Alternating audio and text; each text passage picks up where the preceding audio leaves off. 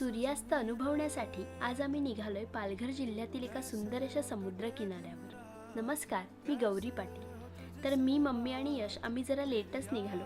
बाकीची मंडळी ऑलरेडी पोचली होती। असं वाटत होतं की जाता जाताच सनसेट होईल की काय, म्हणून आमचे डोळे सूर्याकडेच लागून राहिलेले होते।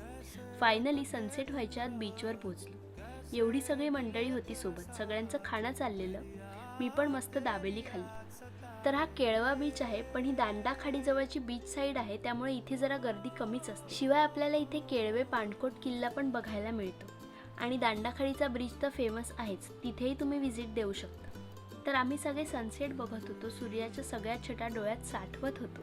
खूप छान वाटत होतं आणि सोबत आलेल्या बच्चे कंपनीचं खेळणं चालू होतं। सनसेट झाल्यावर आम्ही तिकडे फेमस असलेल्या पावी पोहा भुजिंग सेंटरवर गेलो।